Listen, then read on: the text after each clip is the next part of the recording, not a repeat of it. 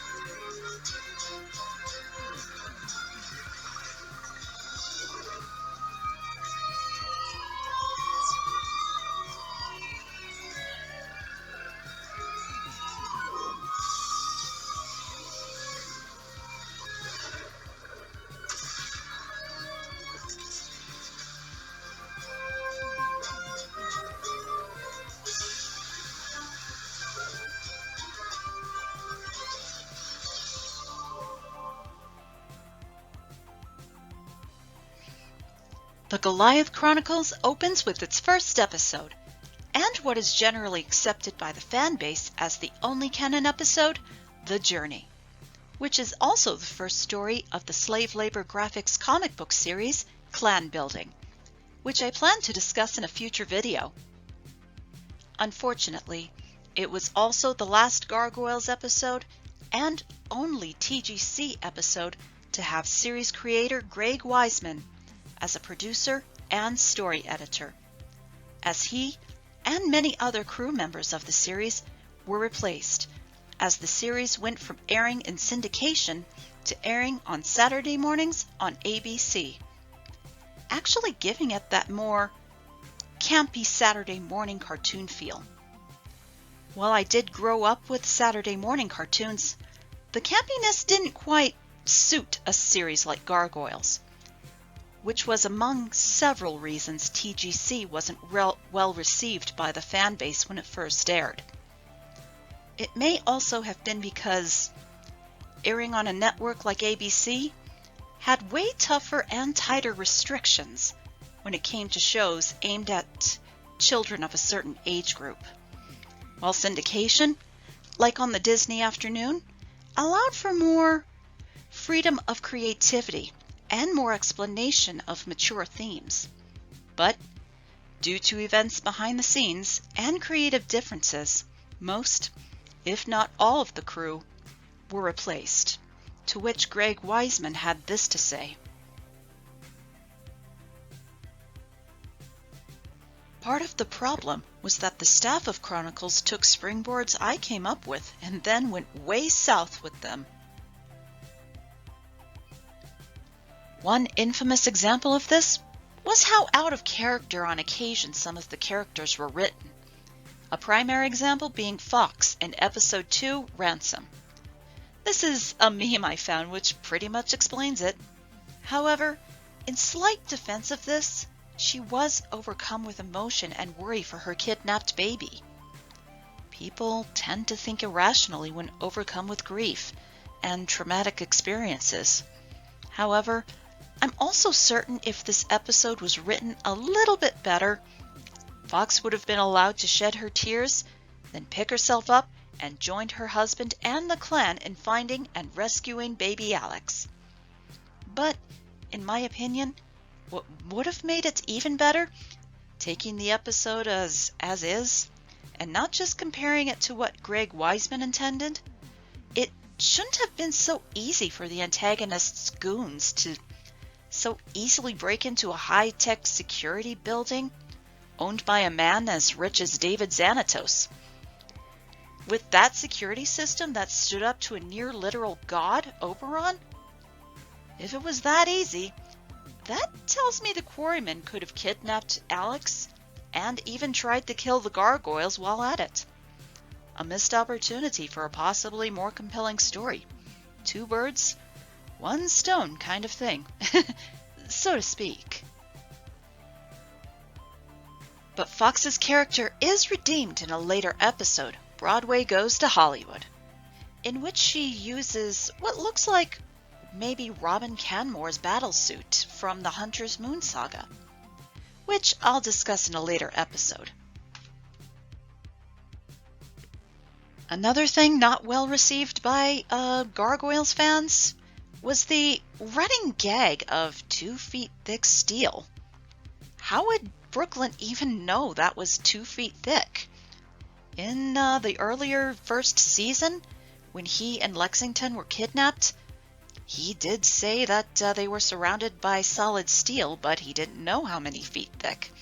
So, just something that was just out of place, I suppose.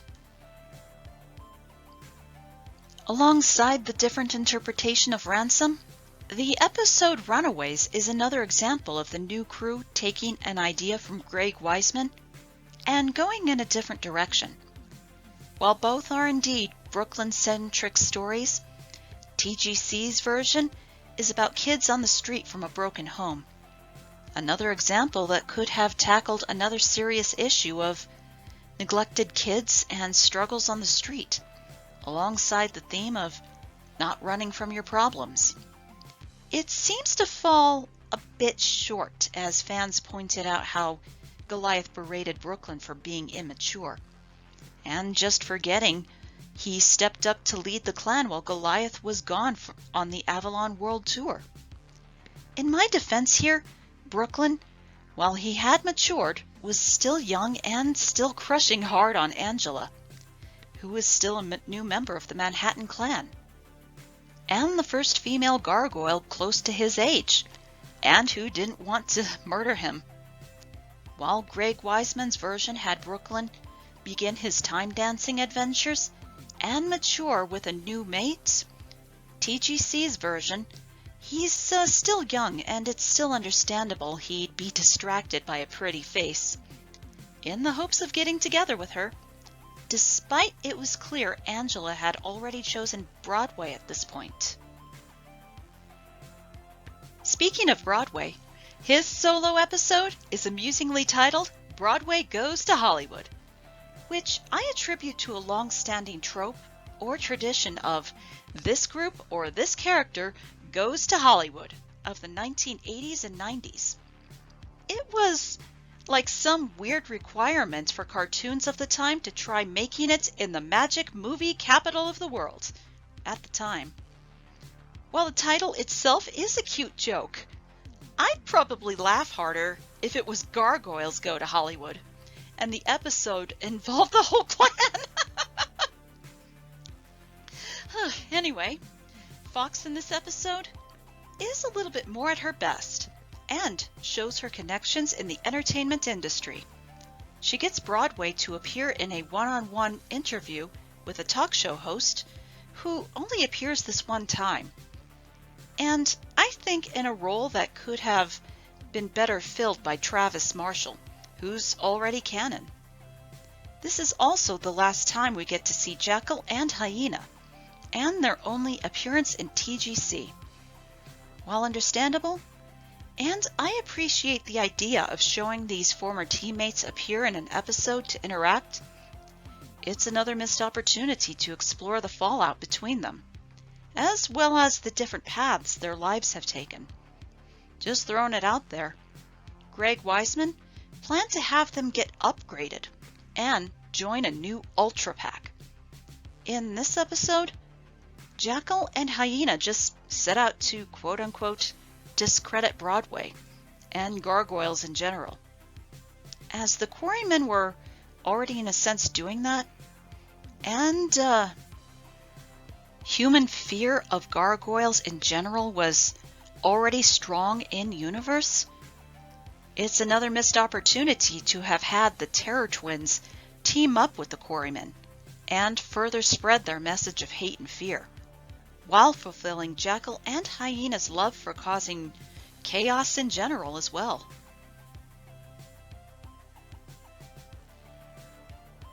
Circling back to Fox, I should mention the battlesuit she uses late in this episode to rescue Broadway. Whether this was one that belonged to one of the hunters, or it was made by Xanatos engineers and was inspired by a hunter's exosuit, is up for debate, but is still interesting to discuss. But I do think it shows her resourcefulness and redeems her character from the episode Ransom a bit, and it also gives the idea that maybe Xanatos could have had a Steel Clan exoframe custom made for his wife at one point. Plus she just looks really cool. Just a thought. While Broadway Goes to Hollywood is a cute but average and mundane episode, and inoffensive with a well-intentioned message, it wasn't the only one. The episode A Bronx Tale was a title Greg Wiseman was originally going to call The Hound of Ulster, but I liked the title of that episode we got instead. A more or less light-hearted story of a boy and his dog trope. It's also somewhat of a filler episode, with a checkbox obligation to be centric on one of the members of the clan. But that doesn't mean I didn't find it cute, or like it, which I did. However, while a good idea to venture outside of New York City and explore other historical surrounding areas, I have to agree with some criticisms of this episode that introducing and exploring the Amish to the Gargverse could have been handled better. It's also got that rather average trope of child is curious, but their parents won't let them venture outside into the real world. Matthew is a young Amish boy fascinated by the outside world, but his conservative father wants to protect him from its dangers. Now, in my opinion, no matter what culture you're from, kids are always going to be curious about the outside world, which I do greatly encourage, if with some caution and some guidance. Anyway, after running away to have an adventure, Matthew is saved by a lost Bronx from a pack of wolves. They then go on a brief ride and exploration as Bronx tries to make his way home. In this episode, there's also a bit of an average B-plot of self-proclaimed monster hunters that briefly harass the Amish family. And again, I have to point out a missed opportunity here to bring in the Quarrymen. It could have been written as the would-be monster hunters were overly eager in wanting to join the Quarrymen, and also creating a tenseness between the Amish and their beliefs and the outside world, at the same time creating a tenseness between when and how to remain a pacifist and loyal to one's beliefs and principles, as well as when to set boundaries and stand up for oneself and what is right. There's also been the criticism of when the Amish family appeared on live TV at the end of the episode for an interview, that many criticize for just not really making sense given their beliefs, which I'm sure still applies today. Now, unless Matthew's family decided to become one of those Amish branches that does use and accept modern technology only within certain degrees within their lives, it didn't really make sense. So yes, a dip into Amish culture could have been handled better and a bit more relevant to the story. But in the end, this was mostly just a cute and harmless episode. Another element that was really underutilized and was an important arc in the first 2 seasons was the strong friendship and building romance between Goliath and Elisa. Throughout most of TGC, it felt like it was either forgotten or ignored, or that there was even a reset after admitting their feelings for each other after the episode The Journey. I don't know if the TGC staff was hesitant to further explore the romance, even with occasional flirting or even having them call each other by my love or honey, other pet names. Given there were more restrictions for kids shows at the time. But romance in kids shows wasn't unheard of, even on cable TV. The only exceptions to this was in the episodes For It May Come True and Seeing Isn't Believing. The former a kind of what if and It's a Wonderful Life plot that could have worked better with a few tweaks. These are also the only 2 episodes that somewhat acknowledge a form of continuity from the second season. The first featuring Queen Titania, and the second featuring the appearance of the new Olympian characters, Taurus and Proteus. For It May Come True is an example of a good idea for a story in Gargoyles, but is also an example of a not so well done execution, though it did have its moments. Unfortunately, the not so well done execution was all too common in this season. Now, despite what Goliath tells Titania in this image here, he spent too much time during the episode complaining as he questioned what had happened to him, and even yelling. Goliath suddenly finds himself human and married to Elisa, and even having at least 2 kids. While he had every reason to be confused and ask questions, I'm certain he would have quickly learned to do it with more patience and subtlety. We know him to be far more thoughtful and observant, open to learning and adaptable. While he does show moments of these characteristics, they're a bit overshadowed by the moments of misjudgment and too much yelling. However, I really do like the moment when he says a true, heartfelt I love you too to Elisa. In this world, it's just another day in her life, while for him, it's all new and so confusing. Yet, while he questioned what had happened to him, or whether he and his clan have accomplished anything, or even their place in Manhattan, in this alternative universe, his love for Elisa is still real, and he can say it out loud without worry or judgment from others. Though I wanted to like this episode a little bit more, I do give it credit for trying, and I give it more credit for the heart-wrenching moment when Elisa is seemingly destroyed in a helicopter crash.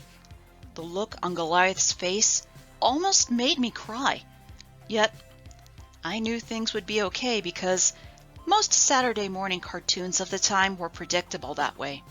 However, it's one of the many moments I do give the TGC staff a lot of credit for trying. In Seeing Isn't Believing, their relationship is a little bit more focused on.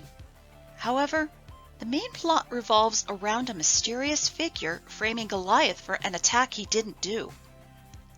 While the main theme is trust, what makes this episode stand out is its animation style, which was compared to other Disney cartoons of the time, primarily Aladdin the Animated Series, which was another personal favorite.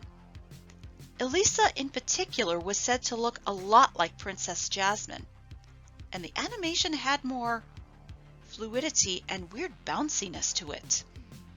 While the animation wasn't a detriment to me, the story was enjoyable enough, but, again, some missed opportunities, like just more puzzles, and about more of why and or how Proteus and Taurus are in Manhattan in the first place, which just adds to TGC's loose continuity to the original series.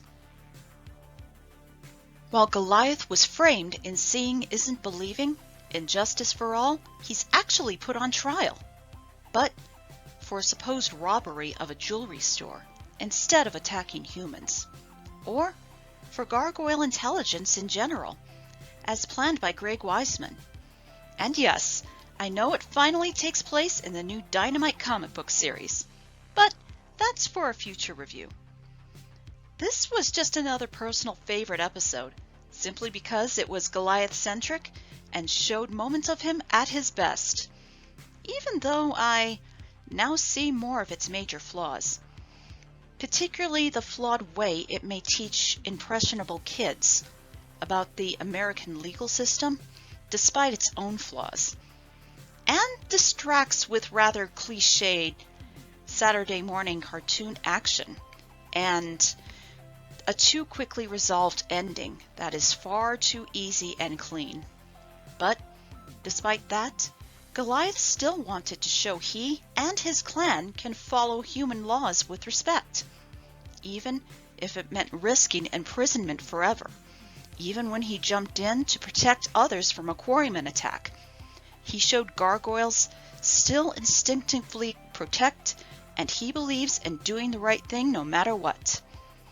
This was also another missed opportunity to use another Canon character, instead of some generic gang leader whose name isn't even mentioned.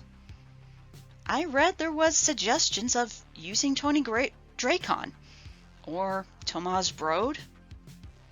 Perhaps this generic gang leader could have been hinted at working for Tony Dracon, in a way. Just a thought. Still, for my personal nostalgia, it still remains a personal fan favorite. Another episode that felt repetitive or too loose with continuity was Generations, with the sudden return of Demona. While not a bad attempt to include her in TGC, fans have asked where she's been the entire season, especially with a threat like the Quarrymen on the loose. There also wasn't any hint or discussion of the events of Hunter's Moon, which was very important but not too surprising due to TGC's loose continuity and whatnot. What I still liked about this episode was Angela's attempt to reach out to her estranged mother and hints of Demona's own attempt at redemption. However, it was an average attempt at a good idea, with still a bit of the Saturday morning aura to it. Plus, the plot felt too thrown together, and it's too out of character for Demona to work with some rando human the audience knows nothing about. All part of some plan to accept her back into the clan. It sounds good on paper, but it made the episode too average. Meh. Which made its tearful ending another miss the mark, or even more of a missed opportunity for me. Okay, I wanted to save this for near the end because, well, the above title explains it all. So I'll try to keep this brief. On a rewatch, It wasn't quite as bad as I remembered, but that may be because changes were made by people at Disney+. However, the continuing repetitiveness of this character's name is still so irritating, and the portrayal of the Illuminati wasn't great. So my headcanon theory for that is that it was a rogue faction with rather incompetent members. Too much cheesiness just overshadowed what could have been a poignant episode with a deep, meaningful message. But there are still plenty of fans out there that would rather have this happen to this episode. Kill him with fire!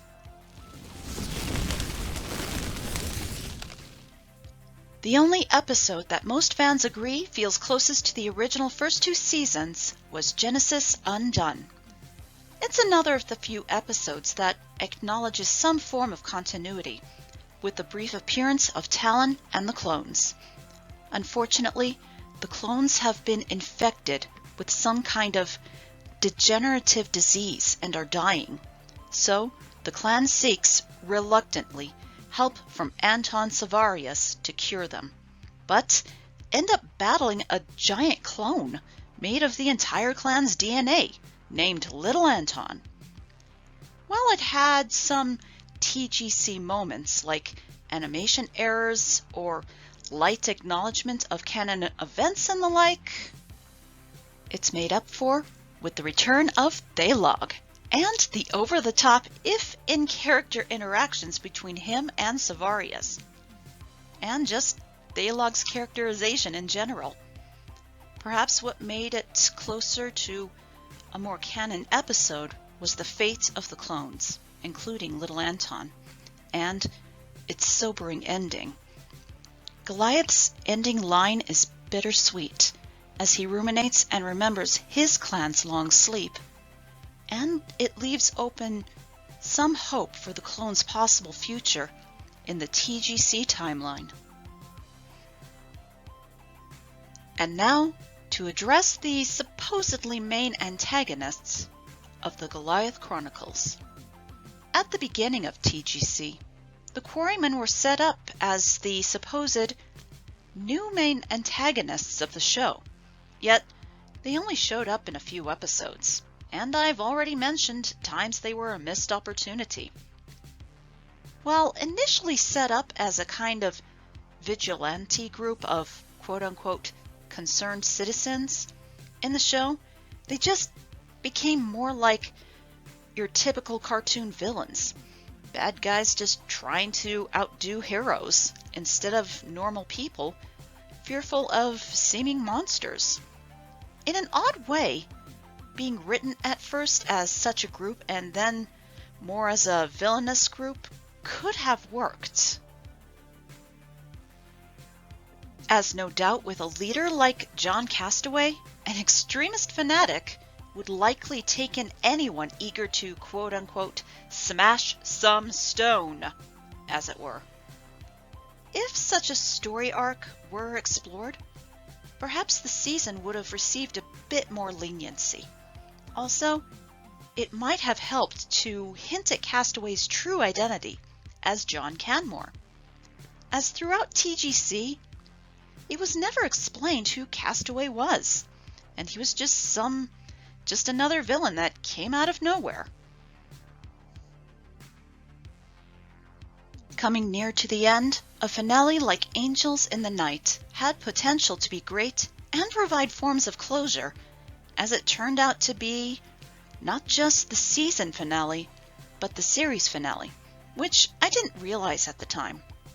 Unfortunately, it seemed to want to resolve things a bit too quickly, with characters like Margot Yale being a bit of a one-note character, and again Castaway acting like he knows the Gargoyles to be good, and him a cliched villain.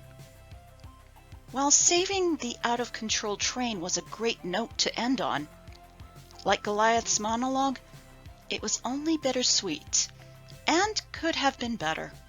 Overall, an only okay series finale, and I'm sure plenty would agree, a Gargoyles series finale probably deserves a lot better. I know it sounds like I've given the Goliath Chronicles too much flack throughout this review video, but I really did enjoy it when it first came out, and it had plenty of good moments. It's why one of those good moments got a kind of shout-out or tribute in the slave labor graphics comics, with Hudson admitting to Robbins he was a gargoyle. Greg Weisman said of this, "A nod to one of the things they got right was a nice tribute to all the hard work the TGC crew had put in with little or no thanks or reward." So, while plenty of his original plans for the show were reinterpreted in TGC, the season staff still did their best, with what they had and with what resources they were given. At the end of the day, and this video, Gargoyles was still a great show that was ahead of its time, even with a rather underwhelming third season. I plan to review episodes individually, both Canon and TGC, in the near future, as I feel TGC at least deserves that certain kind of benefit of the doubt. So what did you think of the Goliath Chronicles? Was it a good season? Or what would you have done differently? Leave your answers in the comments below, and please also subscribe, like, share, and ring the bell to summon Oberon's algorithm. Until next time, I'm Cosmina Inspira, and I deeply thank you for watching. Keep defending the night!